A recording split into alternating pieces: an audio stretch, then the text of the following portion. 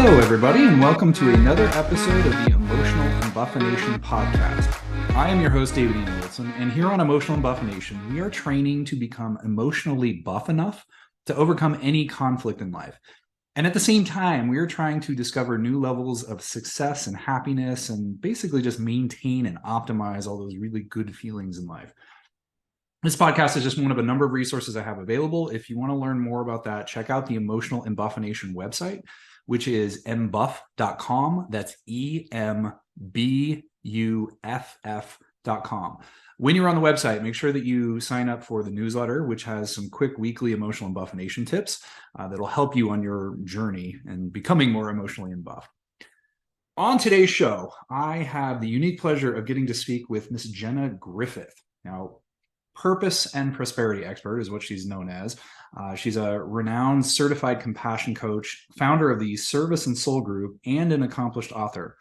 As a former military spouse and current first responder wife, Jenna empowers other military and first responder spouses to find their purpose and embrace their individual skills and passions while still serving alongside their spouse. Throughout her life, Jenna has faced numerous challenges, including being a teenage mother, caring for a micro preemie baby, and aiding in her ex-husband's recovery due to a helicopter accident in 2011. These experiences have shaped her into a caring and empathetic caretaker, motivating her to share her knowledge and experiences with others. Jenna's passions lie in helping other women discover their true calling and equipping them with the necessary tools to embark on their own transformative journeys. With a strong background in health and healing, Jenna possesses a strong foundation in guiding others toward personal growth and fulfillment. As a current first responder's wife, Jenna firmly believes that military spouses have their own purpose beyond their role as a spouse, and she strives to connect with and support others in realizing their potential. With the help of her husband, Jenna makes strides to not only fight, but to put an end to human trafficking. Her passion for doing so stems from her husband's integral role with Aerial Recovery, a disaster relief organization that also helps to recover and rescue the most vulnerable. Together, they are quite the power couple. Through her courses, workshops, and upcoming book, Service and Soul, she empowers individuals to overcome obstacles and embrace their passions. Jenna addresses the common question, what do I do now? What's my purpose? And encourages individuals not to feel guilty for pursuing their own dreams while also caring for their spouse. All right, Jenna, thank you very much for agreeing to interview with me today. I guess just to start off, could you tell me a little bit about your background? Because it sounds like you've had some really interesting challenges in your life that have sort of led you to your current mission. So just tell me a little bit of your backdrop specifically as it led into what you're currently working on. Yeah, it has been an interesting journey for sure. I was a military wife for 10 years, and in that time period, I went through miscarriage. I had a micro preemie 23-weeker delivered, who spent the first year of his life in and out of hospitals, surgeries, you name it. And then when we finally got him physically stable and medically stable, then my husband was in a helicopter accident, and we had to go through lots of recovery for that, as well as dealing with addiction afterwards, because unfortunately he was pushed all the drugs to try and help, and struggled with addiction for that. And that ended in divorce. And I now am married to a first responder. And when that piece of our lives started is when I really realized that I needed to do something for the spouses, because when he was offered the job, I thought, there's no way. I don't want to live that lifestyle again. I felt like I had already paid my dues in the service world. And there was a lot of myself that I lost in that 10-year span that I was afraid I could possibly lose again. And I wanted to make sure I was protecting that. And that's been 2 years ago. It's an incredible organization. We absolutely love being connected to them and partnering with them. But when that all happened, I said, I've got to do something for the wives who are also going to feel that way and feel like they are going to have to put their dreams to the side or put their vision, their goals. But I also learned how many women are longing for that connection and that support for the emotional stuff that comes with that. When you're dealing with deployments, or you're dealing with trips and family and children, and trying to still be who you want to be, it's really difficult. Yeah. Maybe I can explore a little further on your background there, if you don't mind.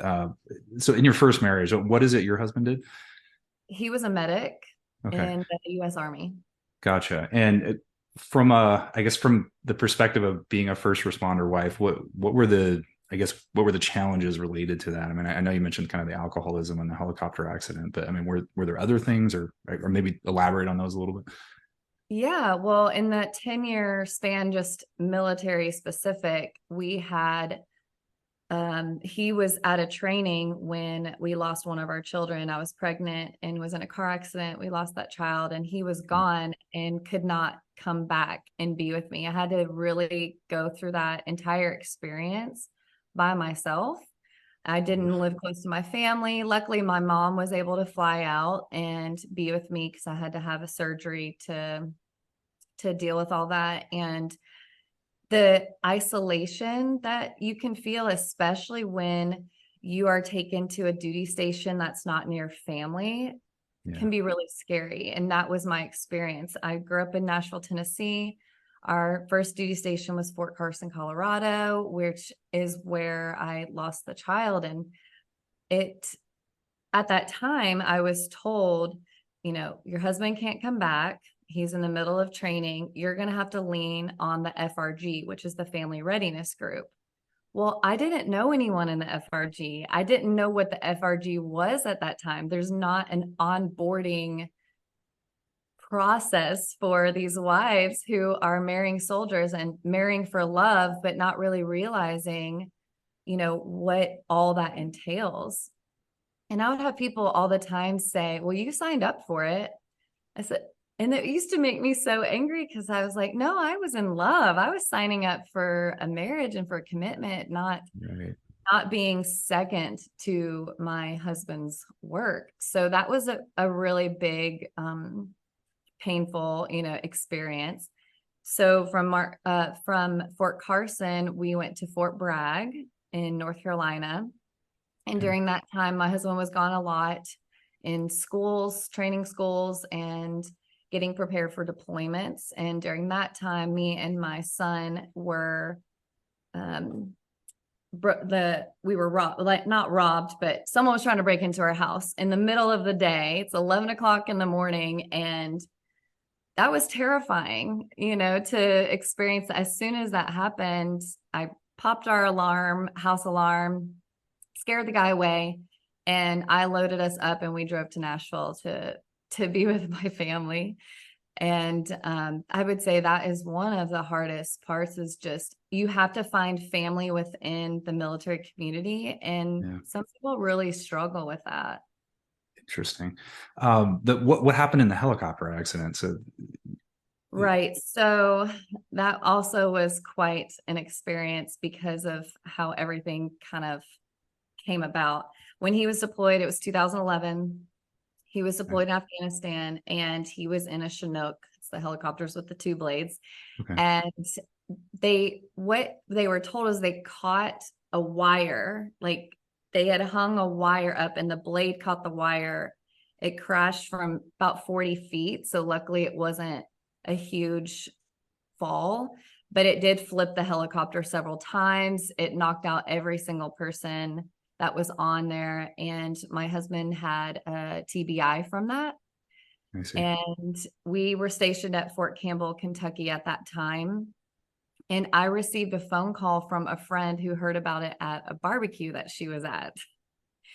And just, that you have the risk of getting a phone call like that, but to actually experience it is something that you really can't explain. So when that happened, he was moved to the hospital in Germany. It's pretty typical. Moved to the hospital in Germany and then down to a TBI hospital in Georgia.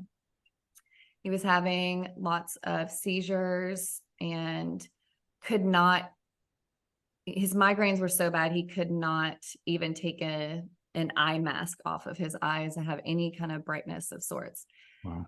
And he ended up being in an inpatient TBI facility in Omaha, Nebraska. So me and our two children slept in a hotel and stayed out there as long as we could so we could just have them near him. And throughout that time, what was really frustrating was all the pain that he was experiencing, but no one else could see. And so they would just keep giving him medication, just loading him up to try and make him better, but it made it worse, unfortunately. Well, I'm sure that event was pretty traumatic. Did you see like personality shifts after that? I know that happens sometimes with TBIs. Absolutely. And it's interesting when people ask me about my first marriage, about the divorce, I tell them it's a really sad story because he's not the same person that he was before then. And it took 5 years of both of us trying to figure out this new experience, this new person, how he was going through life. And again, struggling with addiction. It took so much trying and so much time that eventually we've just kind of drifted, and it just became exhausting for both of us. And do you have kids with him still, or? Yep, 2 children. So one of them was who I was talking about earlier. We lost the child, and then we had our youngest, who's 15 now, but he was born really early and has had a lot of medical issues, but he's doing really well now. Okay. So that marriage ends, and then you met your current husband, and he at that time was not working as a first responder. He'd kind of already done all that, or? Well, so he was a 20-year Air Force retiree. I see. And obviously I have a type. Okay. Right. Getting that impression. Yeah, exactly. But he was a custom home builder at the time. Okay. And I loved that he had the military discipline and experience, but I loved even more that he had a quote unquote normal job. Yeah. And so you figure you get the type, but he's in a safer job, so you're not going to have to live that lifestyle again. Exactly. And like I said earlier, when he was offered the job with this recovery group, I was super resistant to it because I did not. Can you elaborate on that? So what was the job with the recovery group that he got offered? Yeah, so it's called aerial recovery, and they respond to man-made natural disasters, and they also combat human trafficking globally. I see. And like I said, when he was approached for that job, I was resistant to it. But when I sat down with the owners and really heard their hearts and what they were going to be doing with this nonprofit, we both were like, we have to do this. And that was 2 years ago. Interesting. So what is it exactly they were asking him to do? Well, was their first hire. So he had to commit to a minimum of 2 weeks a month, possible traveling, deploying at the last minute, making connections to help with fundraising efforts, and really just growing the company overall. So he's been to Pakistan during the flooding, Turkey during the earthquakes. They've done anti-human trafficking missions in Colombia, Mexico. So he has been all over the place with this job, but they've saved so many people. It's been really incredible. Just got back from Maui to help with all the fires. And when all this happens, are you going? Are you staying in the US? I am not going. I am staying. Yes. Okay. Yes. So I imagine that invokes some of the same challenges you were experiencing previously. Exactly. The isolation and the fears about what's going on and all that. Exactly. And this company specifically repurposes veterans, because that's another thing that we don't really hear a lot about in the military community is these soldiers are getting out of the military and trying to find what their purpose is and figure out what are they supposed to do with their lives now. And I said to my husband, I said, the wives are having a much different emotional experience, because we're thinking, like I said earlier, we're going to have a normal life now. He's going to be home all the time.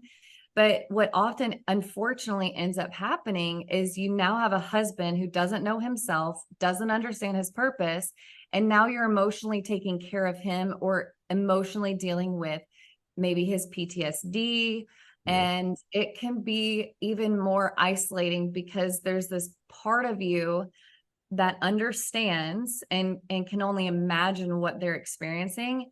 And then there's another part of you that's like, come on, man, like help me out here. This is our time. And Yeah. it can be really difficult.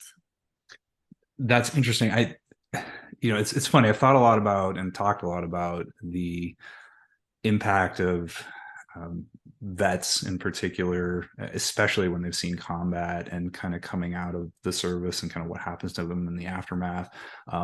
I work as an attorney, and we've done things in Arizona here. We have what's called vet court in various levels, and they do kind of different things. But a lot of times you'll see a vet that comes out kind of, just as you said, seems to lose all purpose. Sometimes they're dealing with some sort of PTSD or other traumas or whatever.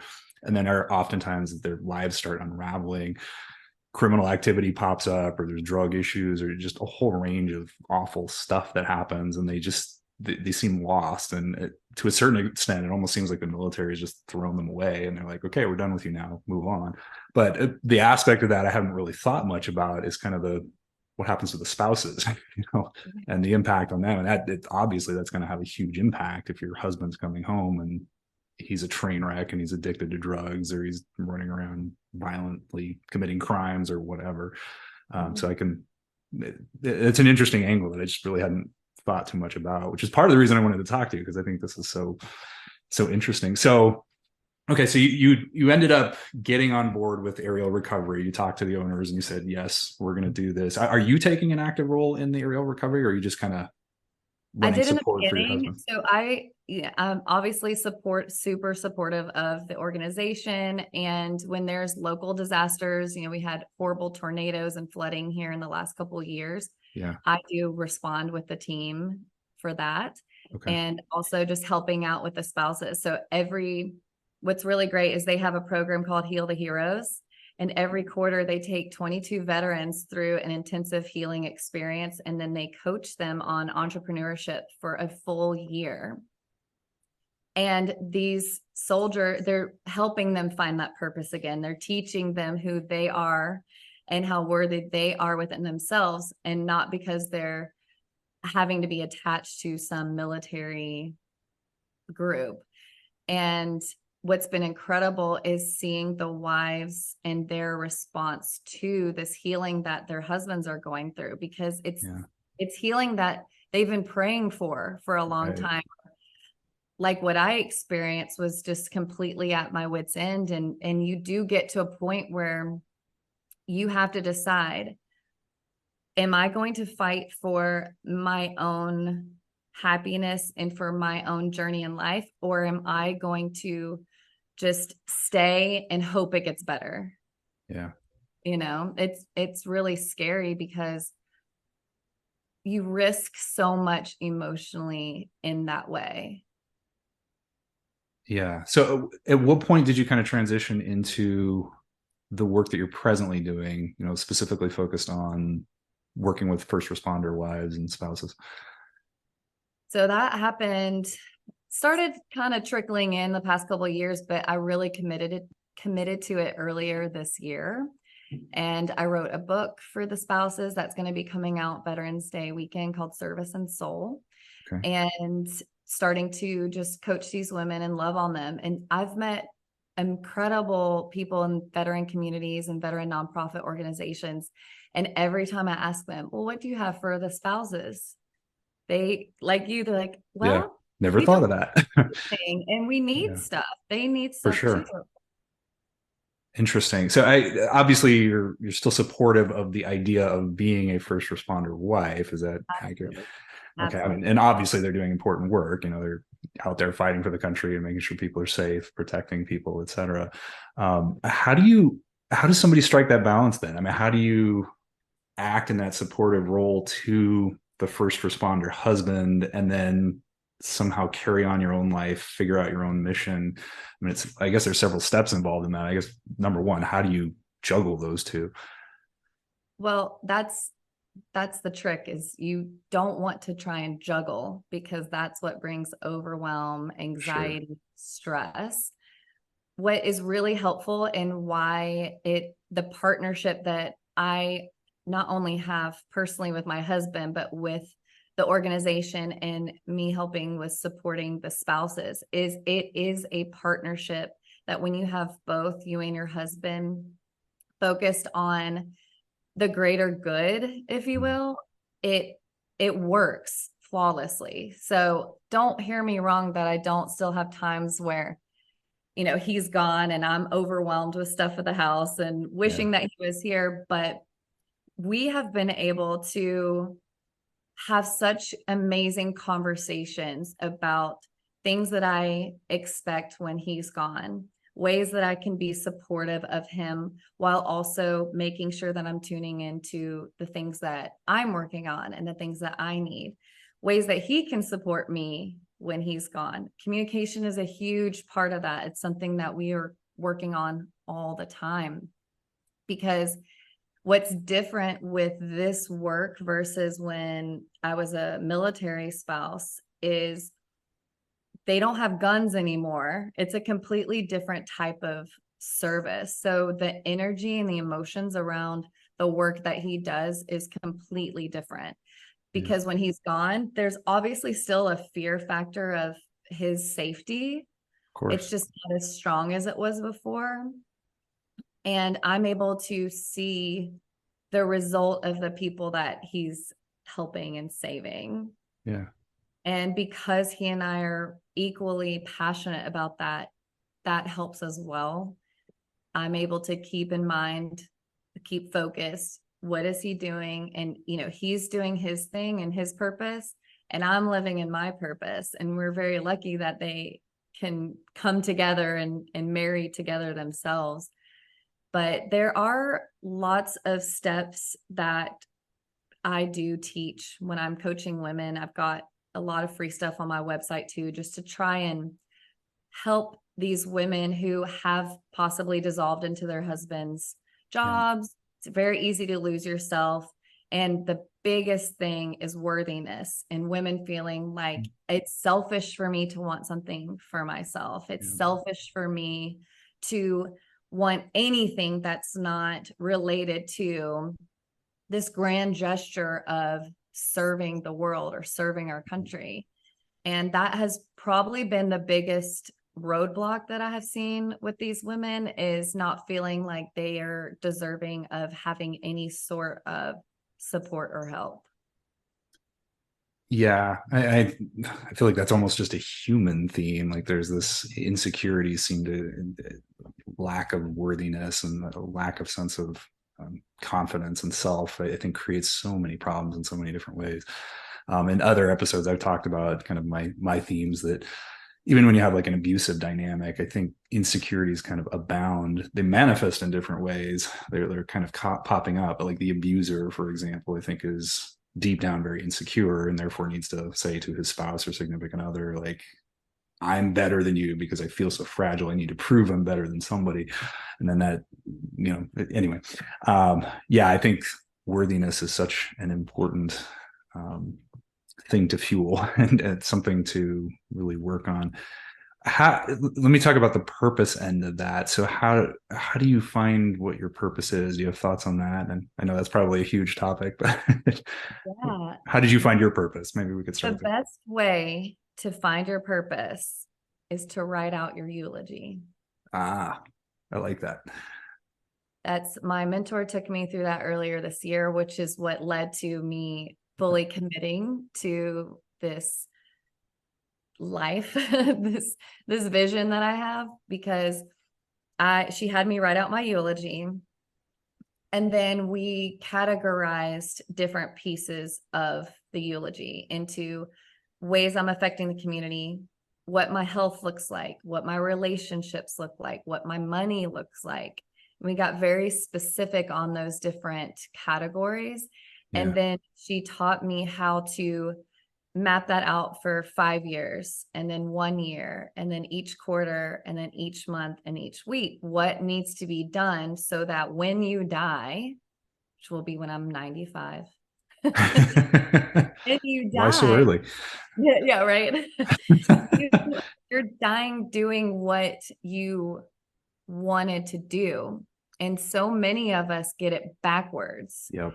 And we start planning from the beginning Yep. to a hopeful ending. But when you know what ending you want, you actually can plan it backwards. And that's so when we had the eulogy, the common theme for mine was fortification. I love empowering people and strengthening people in their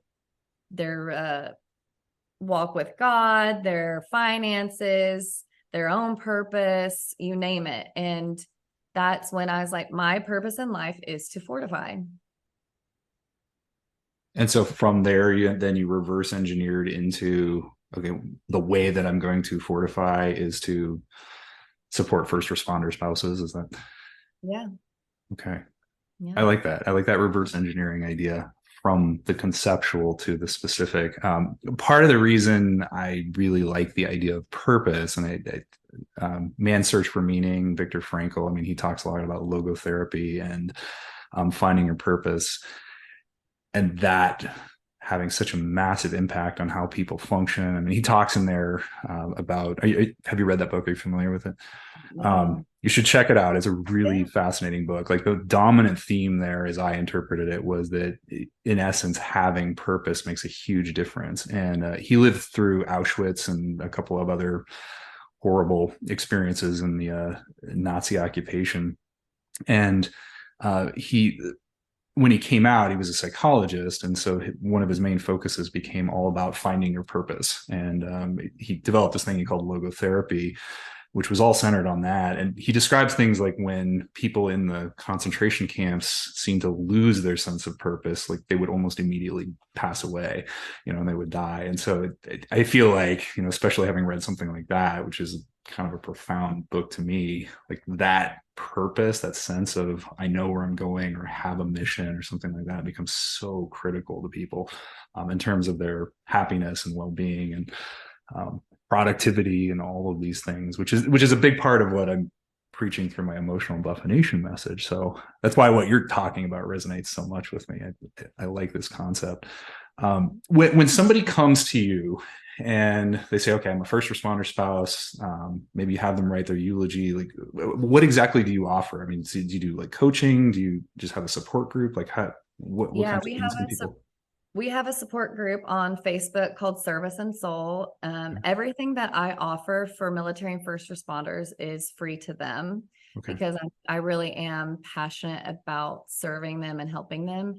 And we have virtual hangouts every other week on Zoom so we can all come together and support each other. And it's been really incredible because these women are seeing that they're not completely by themselves. Yeah. And hey, it feels so refreshing that I can come to the group with this issue or this fear or this emotional experience, and I don't have to explain why I'm going through this experience, because it is, being a first responder and a military wife is such a unique position that people who have not experienced it will never understand. And there are times when we want to reach out to someone or we want to have support from someone who hasn't experienced that. And we feel selfish or guilty, for feeling like, well, I just hate that he's gone right now, or why couldn't someone else go? Why did he have to go? Or he hasn't called me all day. Because to an outsider, it's like, well, he's saving people, he's doing this. And you just want to be able to have a minute to say, he hasn't called me all day and I'm really angry about it. And it's okay that I'm angry and I'll move on in 5 minutes, Right. Interesting. Okay. So you said you also wrote the book Service and Soul, and that's coming soon. Like, what's the substance of that? Is that, I guess, what we've talked about here? Or what is it about? It is. It's a guidebook to purpose and prosperity for military and first responder wives. And it's really just the foundational work that I've gone through, that I've coached other women through on how to shift the mindset from the supporting actress to the main character in your own story. Nice. I like that a lot. What can you elaborate on the prosperity end of that message? Like, how does that interface with all this? When you're living in your purpose, everything around you starts to align into that vision, and you end up learning how to move in such a flow that it does prosper. You see things growing. You're meeting people you would have never thought you would meet, or you're having people put into your lives and into your experience that either help you grow personally, financially, spiritually, all the different ways.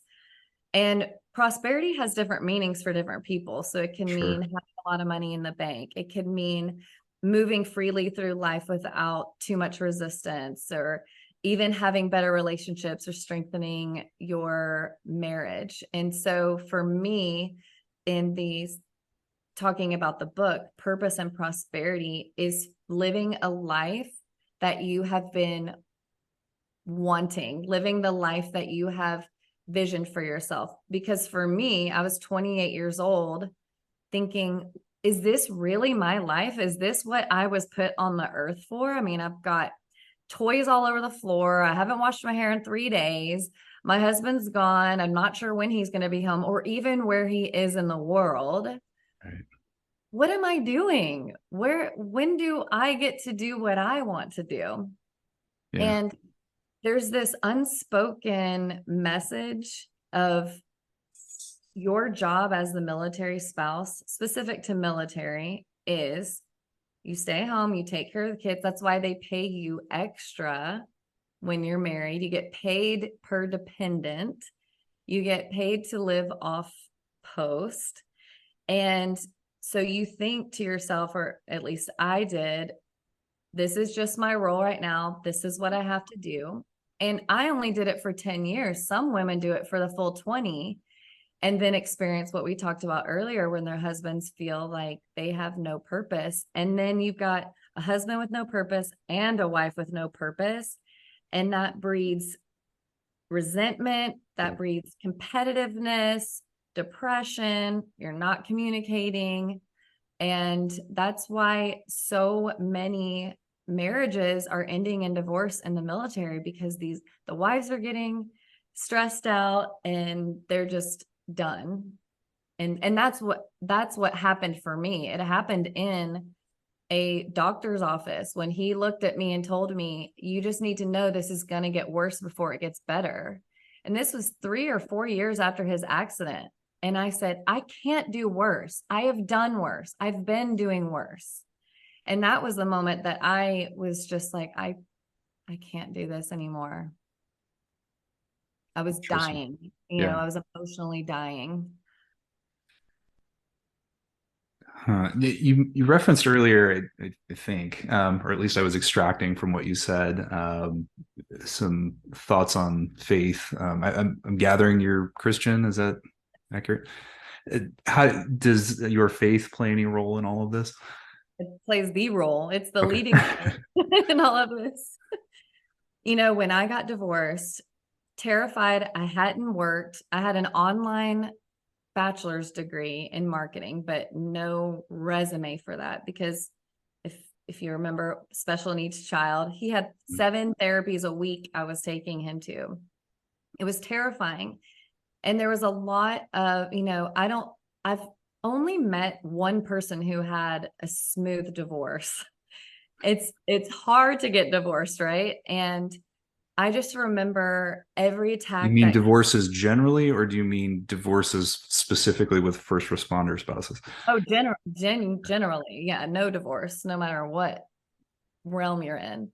And And over, sorry to interject that, but I will confirm. So I spent over a decade working as a family law attorney, and it was pretty infrequent that I saw smooth divorces. I did see a few, but they're definitely not the norm. And even when I thought they were going to be fine, it was almost like people expected it to be a nightmare. I remember watching like family members who would jump in and get almost upset that it wasn't a fight. It was a really wow, fascinating dynamic. But yes, I'll confirm what you're saying, that most divorces do not go smoothly for whatever yes. reason. Sorry to Well, cut you off. I remember I was seeing a counselor at the time before we had officially split up. And she had worked with a lot of couples who she helped them navigate through divorce. And she said to me, you need to prepare yourself to see him like you've never seen him before. He's going to pull out stop. And it wasn't just because of who he was. It was just what her experience was with divorces. Even couples who go into it thinking, this is for the best. We can just be friends. We're going to agree on this, that, and the other. And then when you get to it, it's like, well, no, I want the house. Why should you get the house? Or whatever the case may be. And so she told me that I was going to be accused of, she said, you're either going to be accused of taking his money, having an affair, or being a lesbian. And I was like, what? And you know what? I was accused of all three. All three. And it was funny because I chuckled when it happened. I was like, she told me this was going to happen. And when she said that, I thought there's absolutely no way, because that would be crazy, right? But anyways, all that to say is all these attacks, all these accusations, all these things are coming in. Like you said, you got family members, oh, did you cheat on my child? And I just kept repeating over and over in my head, God rewards those who are faithful. God rewards those who are faithful. I would lay in my bed and cry, and I would just be like, God rewards those who are faithful. And my son at the time was 14, and one night, and he never has even raised his voice at me. One night he just started screaming at me. How can you walk around like everything's okay? How can you be so happy when our lives are falling apart? I mean, and I'm just like listening to him just unleash all of this pain that he was holding on to. Yeah. And that's when I realized I needed to show my children the realness of what I was experiencing too. And I was a child from divorce, and I wanted to be sure that I wasn't putting my kids in any more emotional distress than they already were going through. And fast forward 5 years later, when I got married to my now husband, he's 19 years old, and he gives a speech at our wedding, and he brought up that night and how he felt that night about me, and how he was witnessing how I was responding to everything. And he said, and now I know it's because she had faith. And that was so powerful for me as a mom, because when you're in it, and I mean, I'm repeating that over to convince myself of it. Yeah. I'm repeating it over to help calm me, help me feel that it is going to be okay. But you don't feel like it's going to be okay. Really, like my body didn't feel it. I had anxiety all the time. And those are the moments that people don't talk a lot about. And that's why I feel like a lot of comparison happens in our world, because someone like my son is like, she just seems okay. Yep. She's just doing great. And it showed me that my vulnerability is what is going to connect me to other people. And that's what's really important in this group as well. But when I committed to, I was hesitant to work with military and first responder wives specifically, because I didn't see how I could have it as a successful business, because like I mentioned earlier, they're not spending money on themselves. They don't feel worthy enough to go through self-care, or to go to a retreat, or to join or hire a coach. And my mentor told me, when I said that to her, she said, you and I both know that when God puts something on your heart and you follow it, He will provide for you.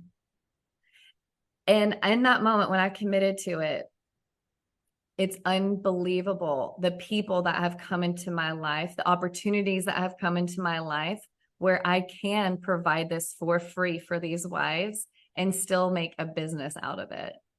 It's just incredible to watch.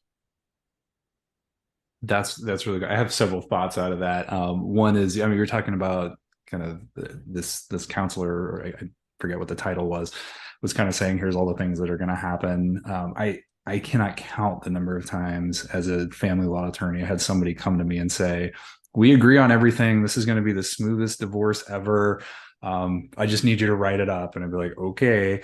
And then, 2 years later, some crazy fight. It seemed like what would always happen is people would come together and say, we have this sort of general idea. This is where it's going to go. And then when they start putting pen to paper and they start having to figure out, just like you said, wait, you're getting the house? I thought I was getting the house. And like, you really have to start getting the specifics. And when things start to become real, because I think there's a difference between like, oh yeah, we're going to get divorced and it's actually happening. I think that reality also really shakes people up. So I've seen that shift a lot of times. So I'll confirm that one as well. The other thing that you touched on there was just kind of your son looking at you and thinking you look like you're fine. You're just happy and kind of strutting through your day. And in the inside, you're like falling apart. That is one of the big things I think I walked away from family law about was I saw people that from the outside, I thought were totally fine. I saw these marriages I thought were people I knew that had seemed like they were in super happy marriages on the outside. And then I start talking to them as an attorney on the inside. And I'm like, oh, there's been this affair and you've been upset for 10 years about, whatever. And there's all this strife that I never knew about. And you just never know what's going on behind the scenes or within somebody's heart or soul, that they're not vocalizing, even if on the outside they look like they're totally fine. So at any rate, those are some thoughts that popped up when you were describing this. If somebody, I'm going to ask you one more substantive question, but if somebody wants to reach out to you, learn more about the group, learn more about your book, visit your website, contact you, how do they do any of that? Yeah, so all of my tools are free online at jennasfreetools.com. And you can find me and contact me on Instagram. It's just my name, Miss Jenna Griffith, MS Jenna Griffith. Okay. And our group on Facebook is called Service and Soul. Okay. All right. My last question of substance here. And this just ties into kind of my emotional embuffination theme. I ask everybody this. If you can offer just one piece of advice and only one piece of advice to people out there about emotional health or emotional strength, what would that piece of advice be? Make it your number one priority. Number one priority. It is your oxygen mask. Yep. You cannot show up and serve the world or even yourself if you're not taking care of yourself. I 100% agree with that. That is very good advice.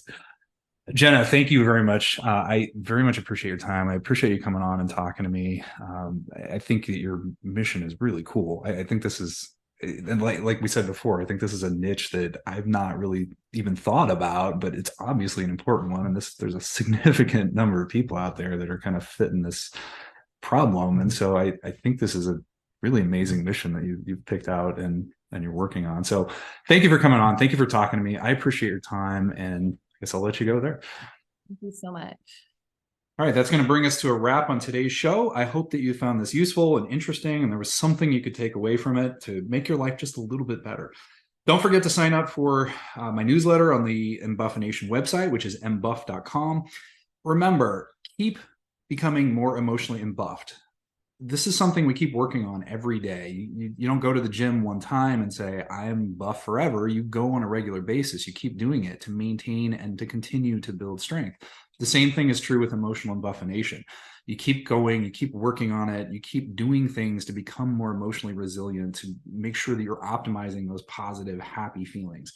At the end of the day, I want you to be emotionally strong enough to go from saying things like, the struggle is real, to saying, what struggle? Thank you all for listening. I hope you've enjoyed this. Have a great week, and we'll see you on the next show.